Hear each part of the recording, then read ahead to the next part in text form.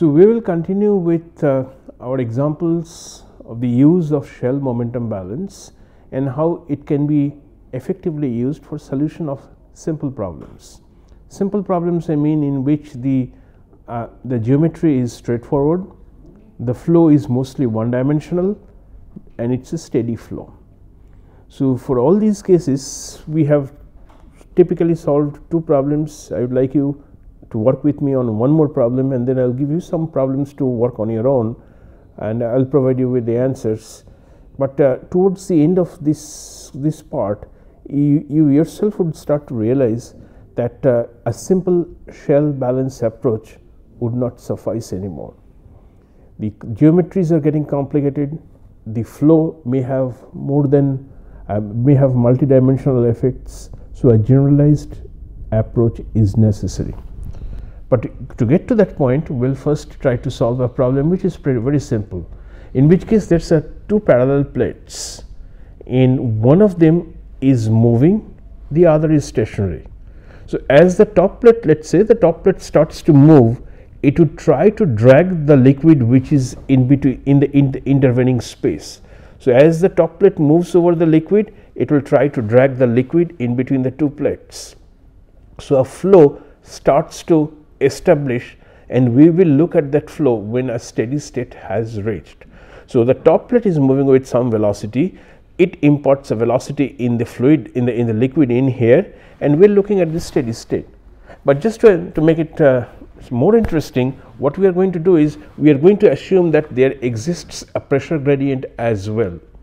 So, the motion in the intervening space between the two plates, one moving, the other stationary, is caused by two factors. One is the movement of the top plate, and the second is the pressure gradient that exists in between 2 points. Now, if the pressure decreases in the direction of the top plate motion, if it decreases, then the fluid is going to have an additional flow due to pressure gradient from, let us say, left to right. So, the top plate is moving from left to right, the pressure gradient is in such a way that it would try to push the liquid from left to right. When that happens, we will say that it is a favorable pressure gradient. So, in order for a favorable pressure gradient, the pressure has to decrease as we move along in the actual direction. If it is opposite, that means if I move in this direction, the pressure increases, we will call it as an unfavorable pressure gradient. But the problem that we are going to deal with is flow between two parallel plates, one plate is in motion and there is a favorable pressure gradient. So, this is the problem which we would like to solve using shell momentum balance, and then there are several interesting offshoots of this problem which we will see as we move along. But right now, let us draw the picture of the two plates, one stationary, one is in motion, and see what happens to the liquid in between.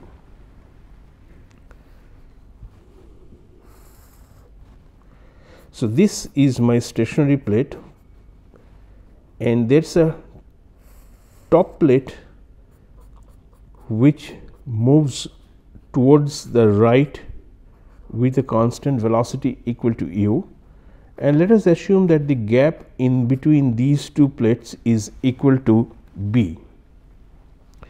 In this direction it is x and here it is y, and the liquid flows in this direction. So, the upper plate end, there is a pressure gradient, I call it as dp dx, which is equal to minus a, where a is simply a constant. So, as we move in this direction, the pressure decreases. So, the top plate moves, it drags the fluid, and also I have a pressure gradient that forces the fluid to move from left to right.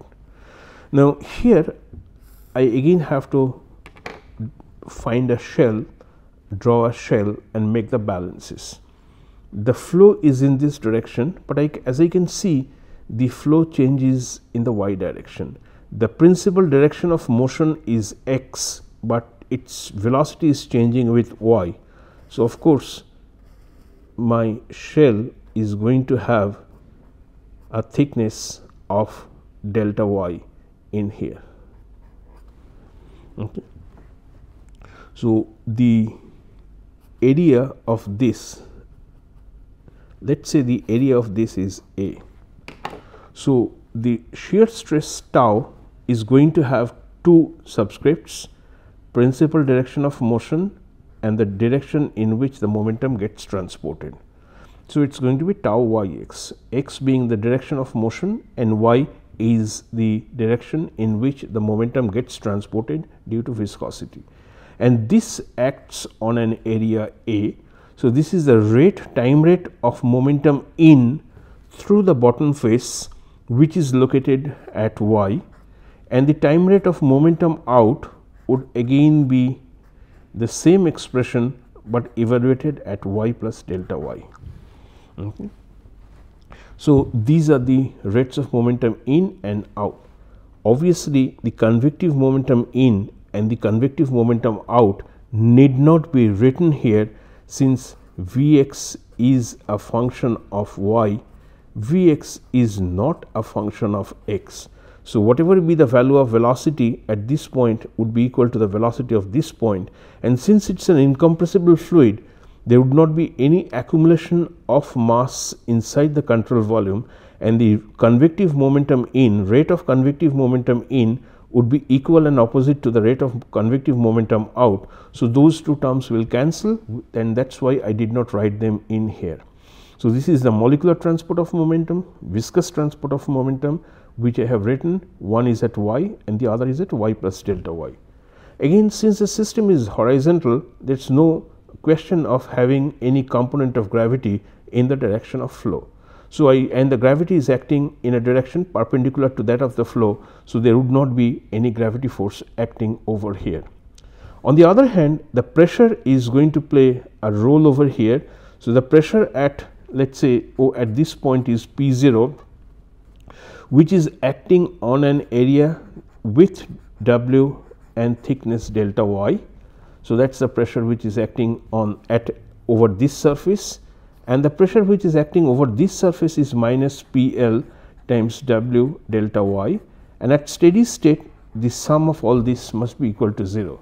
So, molecular rate of molecular momentum in, viscous momentum in minus viscous momentum out, no convection terms, no gravity term, no body force term, the pressure term, the force due to pressure, at steady state the sum of this is going to be equal to 0. So, again we divide both sides by delta y, take in the limit when delta y approaches 0. So, what I would get out of these two terms is dy of tau yx with a minus sign, and essentially this area is nothing but W times L, where L is the length of the control volume. So, W cancels from both sides, the L is remaining, which is being brought on the denominator. So, once you do that and once you substitute tau yx, so essentially what you would get is minus dy of tau yx is delta p by L, and when you substitute and do the Newtonian fluid, what you get is d2 Vx by dy square is 1 by mu dp dx. That is the governing equation for this case. Pressure gradient, viscous transport of momentum, no convection, no gravity. So, once you integrate it, it would simply be equals 1 by 2 mu the pressure gradient, and then I have the y square plus C1y plus C2. So, that is the form of the velocity distribution, and I need two boundary conditions to evaluate them. One is obviously at y equals 0, no slip condition, that is y equals 0 is over here, Vx would be equal to 0, and if you use that, it would simply tell you that C2 equals 0. The other condition is y equals b is over here, and y equals b, Vx must be equal to the velocity of the top plate, and this would give you the expression for C1 as 1 by B u minus 1 by 2 mu dp dx times b square.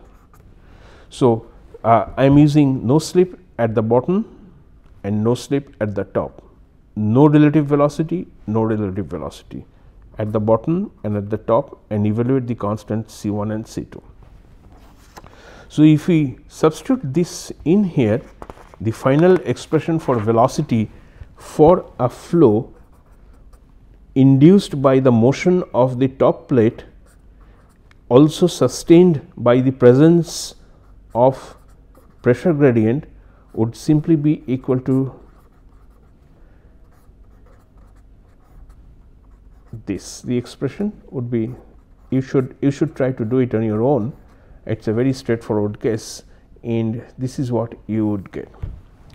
Now, this combined expression is very interesting, because it can be used to get some ideas about what kind of a flow would you expect if you just have the motion of the top plate and do not have a pressure gradient. If you look at the expression over here, if you look at this expression, if I say that there is no imposed pressure gradient, this is going to be equal to 0, and if that is equal to 0, Vx would simply be u by b into y, and the profile of the velocity in this case would simply be equal to, if this is y by b equals 0 and this point is y by b is equal to 1, the velocity would simply be like this. It is a linear velocity starting at 0 and the velocity is going to be equal to 1. So, this kind of a flow which is sustained by the presence of because of the motion of one of the, let us say, the top plate, no pressure gradient, no gravity, where the velocity profile is going to be linear, is known as the Kweith flow. The Kweith flow is quite common. The Kweith flow is quite common in several industrial applications, where the motion of one plate sustains or creates a condition in which the flow takes place. And if you look at the second part of it, let us say your top plate is stationary. The top plate is stationary, the bottom plate is also stationary, but there is a pressure gradient which is imposed in between the two. If that is the case, then this part is going to be equal to 0, this is going to be non-zero, and this is the case, this would be the profile when the pressure gradient is when the flow is due to pressure gradient only. Now, what would it look like? I'll go slightly more deeper into this, because it would clarify many of the concepts. So, this is y by b equals 0 and this is y by b equals 1, and I am drawing the profile of the velocity when dp dx is 0. That means, when there is no applied pressure gradient, I simply get a linear distribution. Now, if I apply a pressure gradient in this case, let us assume that the pressure on this side is more than the pressure on this side, what we call as a favorable pressure gradient. So, as we move in the x direction, the pressure gradient progressively decreases, or in other words, dp dx is less than 0. So, if dp dx is less than 0, that is called a favorable pressure gradient, and you would get the pressure, the condition is probably going to be something like this. So, you have a pressure, this case is when we have a favorable pressure gradient and the top plate is moving with some velocity. So, this situation is unique because there is a departure from the straight line behavior of the velocity, and it tries to closely resemble the second part of it. So, it's superimposition of the Kweith flow over the pressure driven flow when the pressure gradient is going to be equal, going to be negative. That means favorable pressure gradient. It can also happen that the pressure on this side is going to be more than the pressure on this side, or the case of an unfavorable pressure gradient. If it is an unfavorable pressure gradient, then the profile would look something like this, So, this is dP dx is positive. That means, as I move from this side to this side, the pressure increases. So, therefore, the pressure is positive, the pressure gradient is positive, and it is the unfavorable pressure gradient. So, on the one hand you have Kweith flow, where you have get a linear distribution, favorable pressure gradient and unfavorable pressure gradient. There is one more interesting thing to see here is, in Kweith flow the maximum takes place at y equals b, but if you have an unfavorable pressure gradient or a favorable pressure gradient, the location of the maximum velocity could be different.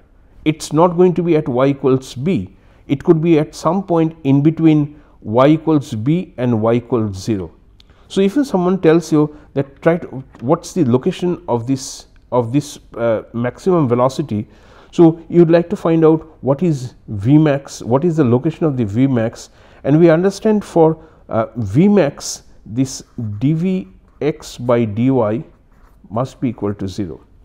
So, in order to get V max, the dVx by dy would be equal to 0, and when you substitute the expression of Vx in here, differentiate it with respect to y and make it equal to 0, what you get is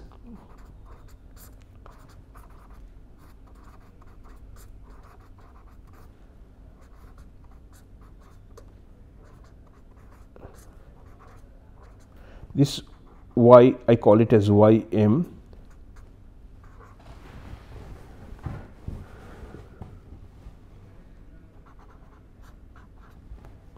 So, this is the maximum, this is the location of y at which u becomes um. So, this is the um is the maximum velocity and ym is the location of the maximum velocity. So, when you simplify, you would simply get ym to be equals b by 2 1 plus 2 mu u by a b square, where a I have defined simply as minus dP dx. So, you can you now have seen that what is the location of the V max, what is the location of the V max, which depends on the pressure gradient, which depends on what is the top plate velocity, which depends the geometry, the separation between the top two plates, and the thermophysical property, the transport property, which is mu. So, the V max will not lie over here, V max will lie somewhere in between these two. That is one more interesting thing that one can see from here is, let us again draw this Kweith flow diagram, where we have two plates, no pressure gradient, linear distribution, negative pressure gradient and Kweith flow both are acting in the same direction,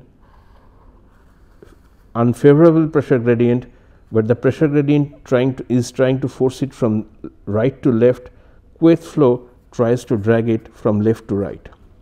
So, you should be able to find out what is the negative pressure gradient.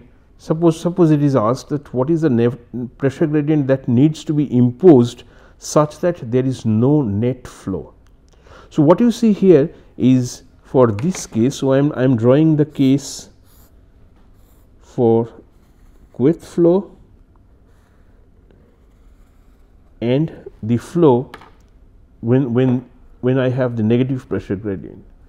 So, if you see here, partly the flow is in this direction, in here the flow is from left to right. So, this is a unique case where the pressure gradient is unfavorable, that means dP dx is positive, and you have towards the bottom the liquid is flowing in this direction, towards the top due to the Kweith flow the fluid is moving in the right direction. So, if someone asks you what should be the relation between u and dP dx, that would give you 0 net flow, that is q equals 0. I need to find out the relation between the velocity of the top plate and the imposed pressure gradient such that there would be net flow rate to be equal to 0. So, this is really an interesting thing to see, and as I have drawn here, the flow towards the bottom is going to be in this direction, towards the top it is going to be in this direction. But in order for Q to be 0, the net flow to be 0, the algebraic sum of the flow rate here and here must be equal and opposite. Okay. So, the area under this curve and the area under this curve must be equal. So, you would be able to find out what is, in order to do that, what if Q is 0, this essentially tells you that the average velocity for this case must be equal to 0. So, the average velocity for a situation in which dp dx is positive and this is moving with velocity, the kth flow is towards from left to right, the average velocity must be equal to 0. So, one can find out the expression for average velocity, because the expression for velocity is known to us. The expression for velocity is known to us. From there, I need to find out what is Vx and equate this Vx to be equal to 0, which implies that Q equals 0, and this should give me a relation between u and dp dx. Okay. I will leave that for you to work on, but in order to obtain this Vx, I need to integrate. So, this V must be equal to the area, which is the flow area, and the flow area is going to be Vx times whatever be the width times dx, and x varies between 0 to b. So, this is going to be w, where w is the depth of this. So, this is going to be your average velocity. If you equate this to be 0, you get the relation between u and dp dx. So, an unfavorable pressure gradient can give rise to a situation in which the net flow rate is 0. So, that is one more the same problem gives you another interesting way to look at the same problem. The third part of this specific problem can also be thought of to provide a different type of a problem. Let us say that the top plate is moving, the bottom plate is stationary, you have a favorable pressure gradient. So, initially it was a straight line kth flow, and then when you start applying a favorable pressure gradient, the flow starts to deviate from its straight nature. Okay. When the applied pressure gradient is large, then you simply have the pressure gradient that way I have drawn it previously, kth flow when you have dp dx to be negative. This is u with moving with u. So, this is the case where dp dx is equal to 0. So, now we are trying to compare between no pressure gradient dp dx to be equal to 0 and a pressure gradient which is favorable, that is dp dx is negative. The maximum is here. In the previous case, the maximum was here.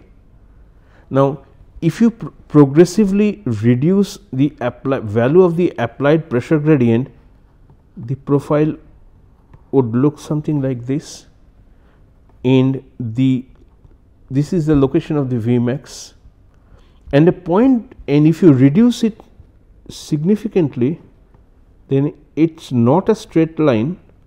So, it is not a straight line, but this remains the location of the maximum velocity. So, the maximum velocity starts to move in this direction, starts to move from right to left, and when it is dp dx is 0, it is over here, but when dp dx is not 0 but small, then also you get the maximum velocity over here. So, for some value of dp dx, so that means if dp dx is large, your Vmax is not u, Vmax is something more than u. dp dx is 0, your Vmax is equal to u, that is over here. But when dp dx is small, it may be possible that Vmax is still equal to u, which is this case. dp dx is small, but you still have the Vmax at the top. So, what is the limiting value of dp dx? Can you find out the limiting value of dp dx such that Vmax would still be equal to u?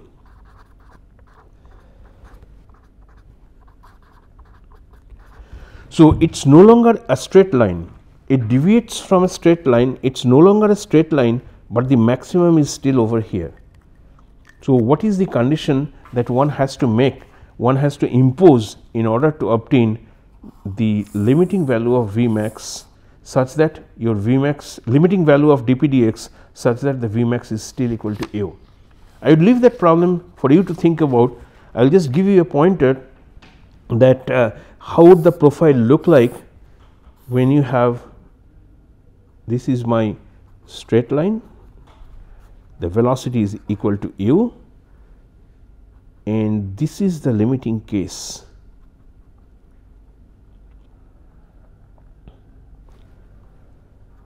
This is the limiting case where the maximum velocity dp dx is negative, this is dp dx is negative, but the maximum is still over here. Any increase in dp dx and what you are going to get is the maximum is going to be somewhere here and not the value of u max. So, this is your dp dx limiting. So, what is, how do you find out what is the value of dp dx negative? Look at the profile over here. If I expand this, the limiting value can be obtained by looking at the profile. That means, the slope of the curve when it reaches the top is going to be equal to 0, or in other words dvx dy at y equals b is 0 for the limiting case. Is that clear now? I have a linear profile and this is the case when dp dx is large. I progressively slowly start to reduce the value of dp dx. If it is too small, then it is no longer linear, but the maximum is still over here. If it is large, it is not linear, but the maximum is not over here. So, this is the limiting case which is at the junction where the maximum velocity is over here, and any slight increase in dp dx tilts it from left to right and you get a new maximum. So, how does it look like for the limiting case? It simply approaches the wall with a 0 slope. If it approaches the wall with a 0 slope, then this is the condition which you can use to obtain what is the expression for dp dx limiting. This is something which I think you should do it on your own, and it would give you a very interesting result. I will just point out a feature of this problem of this limiting dp dx. It can be asked, like, in order to move the plate, top plate, you need to pull it, you need to apply some force in order to allow it to move at a constant velocity over a film of liquid, over a film of liquid which is which has a finite depth. What would be the force which needs to be applied when you pull the top plate? What is the force needed at the limiting condition, limiting dp dx, the one that we have just described? So, the limiting dp dx, what we define as the value of the pressure gradient. If you go beyond that, the maximum of fluid velocity will not lie at the top plate. It would be somewhere in between the top plate and the bottom plate. But dp dx limiting is that value which is the maximum pressure gradient that you can apply while maintaining the velocity at maximum at the top plate. And we have seen how the profile look like. So, looking at the profile, I think would give you a pointer about what is the force needed to pull the plate in that case. if you see, the force is simply the viscous forces. The viscous force is given as mu times the velocity gradient. Now, if you look at the profile that we have drawn over here, the value of dvx dy is equal to 0 for under the limiting condition. So, if this value is equal to 0 under the limiting condition, then what you get is an interesting result, that under this limiting pressure gradient, you do not need any force to sustain the motion of the top plate. So, the top plate would perpetually move if you can maintain the limiting condition as it is. So, it is an interesting problem, that the one that we have described or discussed. First of all, it gives you an idea of Kweith flow. Only the motion of a plate can drag fluid, which is known as Kweith flow. You can also impose a pressure difference, either assisting the flow, Kweith flow, or opposing the Kweith flow, and in both cases you get the profiles. In the case where the pressure gradient is opposing the Kweith flow, then near the plate, top plate, the fluid will still be moving towards the right. Near the bottom plate, because of the pressure gradient, the flow will be towards the left, maintaining the no slip condition at the bottom plate. And a condition, you can think of a condition in which you have an opposing pressure gradient, Kweith flow towards the right. The combination is such that there would be 0 net flow. The trick to do that problem is to find out what is the average velocity, cross sectional average velocity, equate it to 0, and you get what is the opposing pressure that you need to apply in order to obtain a 0 net flow. And the last part of the problem, what we have seen is that the maximum in Kweith flow, the maximum velocity in Kweith flow will always be at the top plate, which is moving with some velocity. If you start applying a favorable pressure gradient, the linear nature of the curve will start to deviate. If you apply too high a pressure gradient, then the maxima is not going to be somewhere in between the top plate and the bottom plate. But if you apply just the right pressure, there would be a maximum pressure gradient in which the velocity maxima will still be at the top plate. Any slight increase and the maxima, location of the maxima will come down. That is what we call as the limiting pressure gradient. And under that limiting pressure gradient condition, there would be no force required to pull the plate over the film. So, a single problem would clarify many of the concepts of pressure gradient, flow, no slip condition, no net flow, and so on. What I would do in the next class is to give you some of the problems to work on. So, I will introduce the problem, explain a bit of it, and provide you with the answer, and I would expect you to do it on your own and come up and check with the solutions.